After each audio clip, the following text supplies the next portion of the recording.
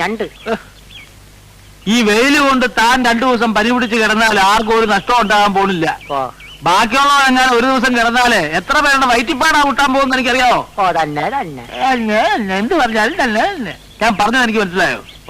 എന്തെന്ന് മനസ്സിലായി? വെയില് ഇടോ കൊട എനിക്കൂടെ പിടിക്കാൻ.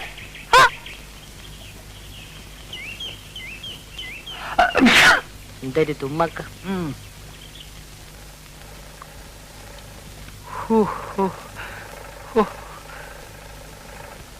എന്റെ കർത്താവേ. എടാ വാറുണ്ണി, എന്തോ ഒന്നിങ്ങോട്ട് വന്നേ. നിനക്ക് ഞാനൊരു ഉമ്മൻ ചിരട്ട കള്ള. ഇതെന്താ പാവാടാ? ഒറ്റ അലക്കണ്ടല്ലോ, നിന്റെ മോണ്ട തിരിഞ്ഞു പോവും. 4 ജാക്കറ്റ് തയ്ക്കാൻ പറഞ്ഞിട്ട് അതുകൊണ്ടൊക്കെ പാവാട തയ്ക്ക. നീയൊക്കെ ഈ കിഴക്കമ്പാടത്ത് കുരിനെ ഒരു വഴിക്കാക്കും. ആശാൻ വെട്ടിത്തന്ന് ഞാൻ കയറി തച്ച് ഞാനൊന്ന് വെട്ടിന്ന് വെച്ച് അപ്പന്റെ മുഖത്ത് ആ ഷേവ് ചെയ്ത് പിടിക്ക. മോന്റെ വീട്ടിലൊക്കെ അങ്ങനെ ആവും അല്ലേ? എന്താ രാവിലെ ഒരു വഴക്ക്? ഇവിടെ ഒരു വഴക്കുമില്ല, ഞങ്ങൾ തമ്മിൽ സ്നേഹത്തിലാ. അവിടെ നിൽക്കണോ നായരെ? കാശുണ്ടോ കയ്യില്? ഇറങ്ങിക്കോളൂ. നായരല്ലെങ്കിലും പ്രധാനമായിട്ട് പറഞ്ഞ തന്നോടാ.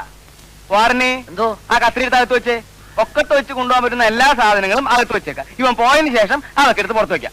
കാര്യത്തിലോട്ട് കയറുന്നതിന് മുമ്പേ തനിക്ക് എന്തൊരു ഒരു ഇളവക്കം? തനിക്കൊരു പുത്ത ആർഡറുമായിട്ടാണ് മുതലാളി വന്നിരിക്കുന്നത്, അറിയാം. താനൊരു കോപ്പും കൊണ്ടുവരണ്ട. മുമ്പ് ചെയ്തതിന്റെ കാശ് തരാതെ ചക്കാത്തിന് ചിരക്കാൻ എന്നെ കിട്ടില്ല. പറഞ്ഞേക്ക്. ചക്കാത്തിന് വേണ്ടോ? സാധനം റെഡിയാവുമ്പോ റെഡി കാശ് കൈ തരും. ഇത്രയും വലിയ ഒരു ഓർഡർ ഒരു കൊമ്പത്തുള്ളവനും തനിക്ക് തന്നിട്ടുണ്ടാവില്ല. എന്താ എടോ നായരെ, ഇടപാടിൽ കൃത്യശില്ലാത്തവരോടെ അടിക്കൊരു വെട്ട്, നടുക്കൊരു കൊട്ട്, തലക്കൊരു ചവിട്ട്. അതാ എന്റെ ലൈ. താനിങ്ങനെ കഥ അറിയാണ്ട് തുള്ളിയാൽ എങ്ങനെയാ? എടോ, എന്റെ പുതിയ ബാലയിലെ നായിക ആരാണെന്ന് അറിയാവോ? ആരായാലും എനിക്കെന്താ? ഞാൻ കെട്ടാൻ പോണോ? കെട്ടിയില്ലേലും കെട്ടാൻ പോണത് ആരാന്നുള്ള കഥയെങ്കിലും താൻ അറിഞ്ഞിരിക്കണ്ടോ മാപ്പിളെ. ഒരു രാജകുമാരനല്ലേ അവളെ കെട്ടാൻ പോണത്. ഇതേ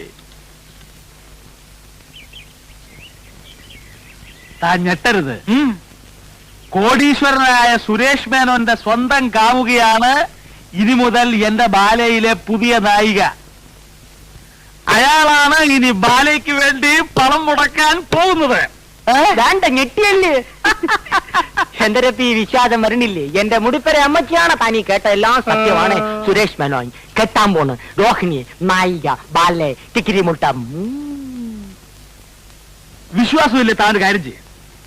പുതിയ ബാലയ്ക്കുള്ള കോസ്റ്റ്യൂംസ് കംപ്ലീറ്റ് തയ്ച്ചിട്ട് ബില്ല് രോഹിണിയുടെ പേരില് അയാളുടെ ഓഫീസിലേക്ക് അയച്ചു. വേണമെങ്കിൽ 5-10 കേറി പോടേ. പൂച്ചയ്ക്ക് എന്തൊരു വേണമെങ്കിൽ 5-10 കൂട്ടിക്കോ, എന്നിട്ട് കാശ് ഉടനെ കിട്ടുമോ നോക്കിക്കോ. നിങ്ങൾ ഇത് ആദ്യം പറയേണ്ടതായേ. വന്നു കയറുന്ന ഐശ്വര്യം വിളിച്ചു പറഞ്ഞുകൊണ്ട് നടക്കുന്ന സ്വഭാവം എനിക്ക് പണ്ടേ ഇല്ല. എന്തൊക്കെയാ വേണ്ടേന്ന് വെച്ചാ നമുക്ക് ലിസ്റ്റ് എടുക്കാം. മനുഷ്യൻ നന്നാവണത് കണ്ടുകൂടാത്തവർ അയലത്തുള്ളവന്മാര്.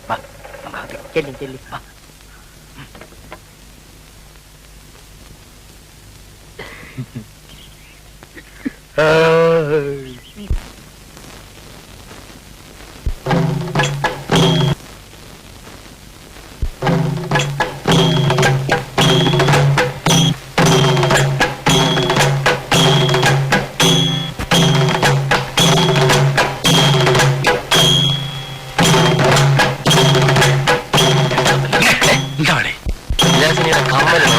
അതെ, നമ്മൾ കഷ്ടപ്പെട്ടത് വെറുതെ ആയില്ല. ആദ്യമായിട്ട് ആളുകൾ ബഹളം ഉണ്ടാക്കായിരുന്നു കാണുന്നത്.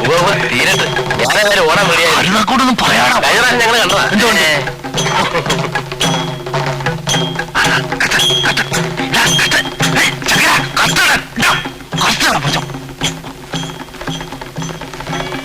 ബന്ധനസ്ഥനായ ഹനുമാനെ വധിക്കാൻ രാവണൻ ആജ്ഞാപിക്കുമ്പോൾ വിഭീഷണൻ തടയുന്നതാണ് ഈ രംഗം. അകത്ത് പോണേ.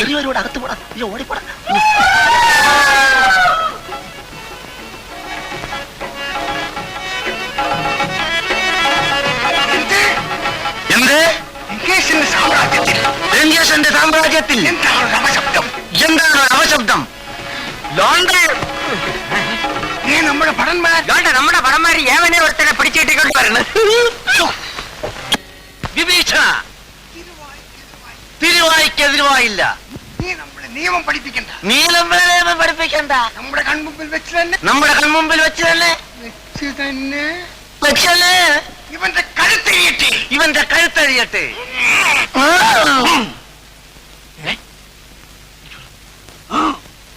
ഒന്ന് തടസ്സം പറഞ്ഞേ. നീ ചൂടാവുന്ന അനുമാനം ഞാൻ കൊന്ന് കഥ പറയടാ, അതൊന്ന് പറയടാ പുല്ലേ.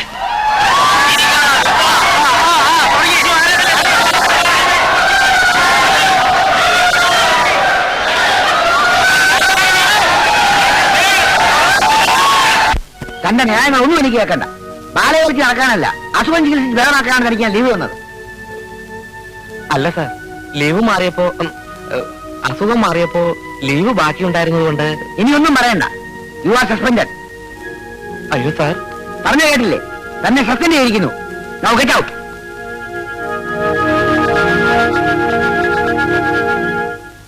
കാരണക്കുറ്റി നോക്കി ഒരു പെട ഞാൻ വെച്ച് തരും.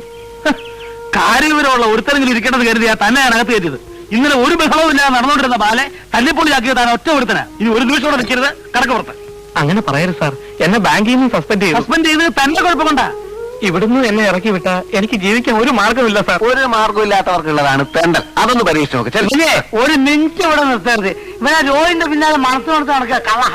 ഞാൻ കണ്ടിട്ടുണ്ട്. എടോ പറ്റേ മര്യാദയ്ക്ക് പറഞ്ഞ് ഇറങ്ങി പോവാൻ. ബാക്കിയുള്ളവരെ കഞ്ഞിക്കുള്ള പാറ്റ ഇടാ, ഇറങ്ങി പോവാൻ. ഒന്ന് പൊട്ടിച്ച് കൊടുക്കുകയും അതെനിക്ക് കഴിയില്ലേ? അത് ഞാൻ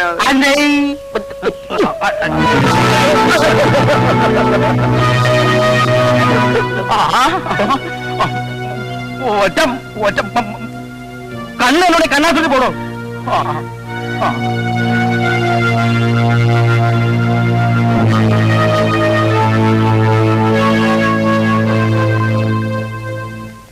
നിങ്ങൾ ഓർഡർ ചെയ്ത സാധനങ്ങളൊക്കെ റെഡി ആയിട്ടുണ്ട് കേട്ടോ. ബില്ല് ഞാൻ ഒരു ലൈനിൽ സുരേഷ് മെന്ന് വിട്ടിട്ടുണ്ട്. ആ ബില്ല് ഇവിടെ ചെന്നാ ഉടനെ തന്റെ കാശ് കൈ കിട്ടും. വെറുതെ മനുഷ്യന് ചുറ്റിക്കില്ല. ഹാ, താൻ പേടിക്കണ്ടോ നമ്മളെ? രോഹിണി എന്ന് പറഞ്ഞ അയക്ക് ജീവനാ. തന്റെ തക്കാപ്പിച്ച ബില്ല് അയക്ക് പുല്ല. പുല്ലാണ് കൊടുത്തിട്ട് അവസാനം ബില്ലുകൾ തിരിച്ചു വരരുത്. തനിക്ക് എന്നെ അറിഞ്ഞൂടാ. അറിയാം അതുകൊണ്ടാ മുമ്പേ തന്നെ പറഞ്ഞത്. ആ വേഷങ്ങളൊക്കെ എവിടെ? പഠിക്കവരെ എടുത്തിട്ടുണ്ട്. കൈവണ്ടിയിലാണ് കൊണ്ടുവന്നിരിക്കണേ. പോയി എടുത്തോണ്ട് വാ. ഉണ്ടല്ലോ ആനപ്പഴാ. ഏതായി രോഹിണി? ആ ലിസ്റ്റിൽ ഒരുപാടുണ്ടല്ലോ, ഓർമ്മയാണില്ല. സത്യമായിട്ടും ജെയിംസ് എനിക്ക് തരാണെന്ന് അറിയില്ല. എന്നാലൊരു കാര്യം ചെയ്യാം, ഏതെങ്കിലും ഒരു ക്ലാർക്കിനെ കൊണ്ട് ഇതൊന്ന് അന്വേഷിപ്പിക്കാം. ആറ്റിക്കളഞ്ഞാലും അളന്നു കളയണമെന്നാണല്ലോ പ്രമാണം. വേണ്ട, ആ ബില്ലിംഗ് ഇതാ, ഞാൻ തന്നെ അന്വേഷിച്ചോളാം. ഒരു ക്ലർക്കിന്റെ വേഷം കെട്ടി എനിക്ക് ചേരുമോ എന്ന് നോക്കട്ടെ. ചേടാ, കടുവയെ കിടവ് പിടിച്ച കഥയായല്ലോ.